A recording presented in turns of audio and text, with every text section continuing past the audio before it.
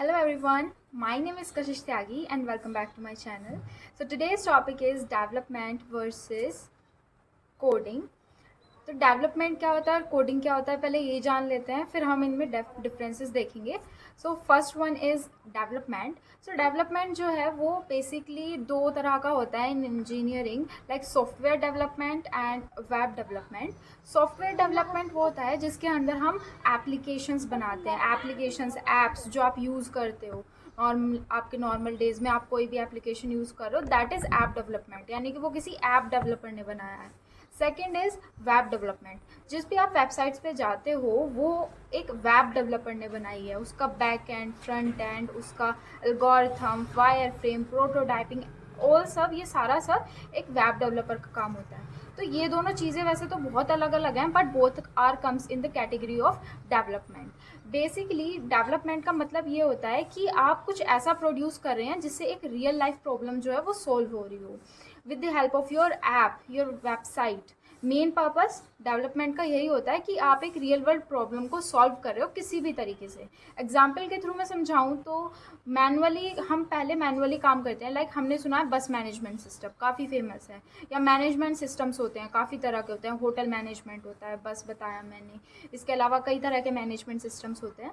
तो उन्हीं में से लाइक अगर मैं बोल रही हूँ बस मैनेजमेंट सिस्टम, तो क्या होता था, पहले मैनुअली काम होता था, लिखा जाता था हर चीज़ कि भाई ये पर्सन है, ये यहाँ से यहाँ जा रहे हैं, इनका इतने का टिकट लगा. अब क्या होता है, मैनुअली काम हो रहा है. एक अगर मैं हार्डवेयर की बात करूँ तो एक मशीन आ गई है, उस मशीन पर वो डाटा डालते हैं और आपको आपकी रिसिप्ट मिल जाती है. या फिर सॉफ्टवेयर के थ्रू होता है, बुक माई टिकट करके, या फिर एक दो ऐप और हैं ऐसी जिसकी हेल्प से आप लोग ईजिली बुक कर सकते हो. फ्लाइट बुक करते हो, वो क्या करते हो, ऐप के थ्रू करते हो, किसी एक सॉफ्टवेयर, एक प्लेटफॉर्म के थ्रू करते हो. उसमें जाकर अपनी डिटेल्स भरते हो और उसमें पेमेंट मेथड वगैरह ये सब कुछ क्या है, एक एप्लीकेशन के थ्रू हो रहा है, एक वेबसाइट के थ्रू हो रहा है. तो ये एक वेब डेवलपमेंट या ऐप डेवलपमेंट की कैटेगरी में आता है. सेकेंड पॉइंट हमारी, हम इसमें बात कर रहे थे कॉम्पिटिटिव कोडिंग की. नॉर्मली कोडिंग का सिर्फ यही मतलब है कि आप क्या अपने स्किल्स को कितना बढ़ा रहे हो, या फिर आप कितनी प्रैक्टिस कर रहे हो एल्गोरिथम्स की, डेटा स्ट्रक्चर की, प्रोग्रामिंग की. ये सब कॉम्पिटिटिव कोडिंग में आता है. और हम इसको कॉम्पिटिटिव, नॉर्मल कोडिंग को हम कॉम्पिटिटिव कब बोलते हैं, जब हम एक काफ़ी बड़े प्लेटफॉर्म पे कंपटीशन एज अ कॉम्पिटिटर के रूप में जाएं, यानी कि काफ़ी सारे लोगों से compete करें एक बेटर एफिशिएंट एल्गोरिथम के लिए, अपना एक खुद का एक नया कोड जनरेट करना जो कि बहुत एफिशिएंट हो. लाइक उसकी लाइंस ऑफ कोड जो है वो कम हो, उसका जो रनिंग स्पीड है, उसकी जो ऑपरेटिंग स्पीड है वो कम हो, उसको हम एक बेटर कोड बोलते हैं. कॉम्पिटिटिव कोडिंग का मतलब ही यही है कि आप compete कर रहे हैं अपने साथ के लोगों से.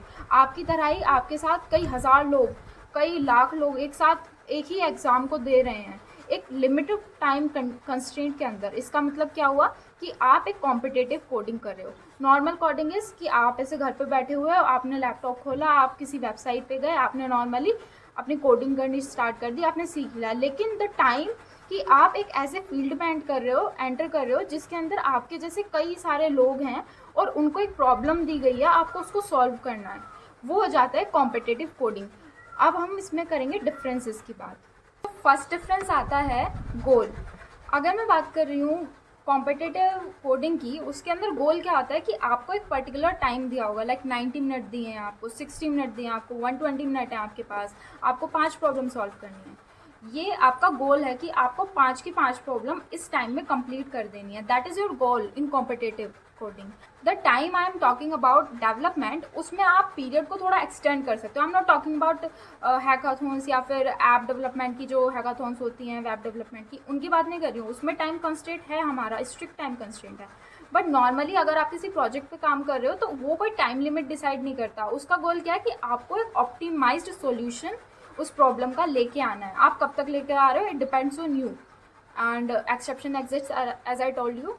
तो सेकंड पॉइंट हमारा आता है टाइम कंस्ट्रेंट. तो टाइम कंस्ट्रेंट मैंने अभी बताया, कई बार बताया क्या, कि कोडिंग के अंदर, कॉम्पिटिटिव कोडिंग के अंदर time is a strict manner, एक स्ट्रिक्ट मैनर से फॉलो करते हैं हम टाइम को. अगर वो उस टाइम में पूरा नहीं होता है तो you are rejected from that competition or contest. But अगर मैं डेवलपमेंट की बात करूं और वो प्रोजेक्ट आपका खुद का है और उसमें आपके पास काफ़ी टाइम है, तो पहली चीज़ तो उसमें टाइम बहुत ज़रूरी होता है, बहुत ज़्यादा टाइम चाहिए होता है प्रोजेक्ट को बनाने के लिए। तो उसके अंदर टाइम लिमिट ज़्यादा होती है as compare to competitive coding, और इतनी स्ट्रिक्ट टाइम कंस्ट्रेंट नहीं होता। थर्ड इज़ टीम और इंडिविजुअल। अगर हम बात करें कॉम्पिटिटिव कोडिंग की, तो कॉम्पिटिटिव कोडिंग नॉर्मली इंडिविजुअल की लिए होती है कि अगर मैं किसी प्लेटफॉर्म पे जा रही हूँ और मैं उसमें किसी कॉन्टेस्ट में पार्ट ले रही हूँ और वो किसी तरह की हैकाथॉन नहीं है, तो उसके अंदर मैं इंडिविजुअल पार्टिसिपेट कर सकती हूँ। लेकिन एक प्रोजेक्ट के अंदर हमें एक टीम की ज़रूरत होती है। एज वी नो कि हर इंसान के पास हर चीज़ की एक्सपर्टीज़ नहीं होती है। जस्ट लाइक दैट, एक प्रोजेक्ट को बनाने में कई तरह के लोग इन्वॉल्व होते हैं। किसी इंसान को UI UX ज़्यादा अच्छे से आता है, किसी को फायर फ्रेमिंग अच्छे से आती है, किसी को प्रोटोटाइपिंग आती है, किसी को डाटाबेस के लिए आता है, किसी को बैकएंड ज़्यादा अच्छा आता है। उसी तरह से जब हम एक प्रोजेक्ट बिल्डअप करते हैं तो उसमें टीम की ज़रूरत पड़ती है। इंडिविजुअल काम करवाना थोड़ा मुश्किल है, जब तक आप एक फुल स्टैक या फिर फुल ऐप डेवलपर नहीं बन जाते तब तक आप टीम में काम करते हैं एक डेवलपमेंट के अंदर। बट कॉम्पिटिटिव कोडिंग में आप इंडिविजुअल पार्टिसिपेट कर सकते हैं। मोस्टली जो कॉन्टेस्ट होते हैं वो इंडिविजुअल पार्टिसिपेशन के ही होते हैं। Fourth and the important thing is skills and knowledge. Skills and knowledge बहुत ही ज़रूरी है दोनों के ही अंदर। अगर मैं बात कर रही हूँ कॉम्पिटिटिव कोडिंग की, तो उसमें आपकी स्किल्स, आप कितने अच्छे से एल्गोरिथम लगा पा रहे हैं, आप कितना एफिशिएंट कोड लिख रहे हैं, आपको कितने अच्छे से कोड लिखना आ रहा है, आप क्या यूज़ कर रहे हो कोड के अंदर, किस चीज़ की वजह से आपका कोड ज़्यादा एफिशिएंट बन पा रहा है, वो आपकी स्किल्स पे डिपेंड करता है। वो डिपेंड करता है कि आप कितने अच्छे से किसी चीज़ को इम्प्लीमेंट कर पा रहे हैं, आप कितने अच्छे से समझे सिंटैक्सिस को, लॉजिक को। कोडिंग में क्या है, नॉलेज है और सिंटैक्स है, तो आप कितने अच्छे से लॉजिक बना पा रहे हैं with the help of syntax, जिससे आप कम से कम लाइंस का यूज़ कर पा रहे हैं और कम से कम टाइम ले रहे हैं एग्जीक्यूशन के लिए। वो आपकी स्किल्स और नॉलेज पे डिपेंड करेगा। अगर मैं बात कर रही हूँ आपके डेवलपमेंट की, तो उसके अंदर आपकी नॉलेज भी इम्पॉर्टेंट है। जस्ट लाइक कोडिंग, नॉलेज में क्या है कि आपको कहाँ पे क्या यूज़ करना था। फॉर एग्जाम्पल, आप कोई ऐप बना रहे हो तो आपको कहाँ पे टेक्स्ट ऐड करना है, कहाँ पे उसका व्यू ऐड करना है, कौन सा कंस्ट्रेंट लगाना है, ये सब आप ध्यान रखोगे। ये आपकी स्किल्स होंगी। स्किल्स कैसे बढ़ती हैं? प्रैक्टिस से बढ़ती हैं। जितने ज़्यादा प्रोजेक्ट्स पे काम करोगे, जितना आपका इन्वॉल्वमेंट होगा, वो आपकी स्किल्स और नॉलेज को डेवलप करेगा। यही मैंने 4 इंपॉर्टेंट चीज़ें बताई हैं जो डिफरेंसेस भी हैं दोनों के बीच। पहला है time constraint, second we have goal, third we have knowledge and skills, and fourth we have team और द इंडिविजुअल। आई होप आप समझ गए होंगे दोनों में क्या डिफरेंसेस है, और आप समझ गए होंगे कि इसके बाद आप क्या करने वाले हो। That's all about this video. Thank you very much.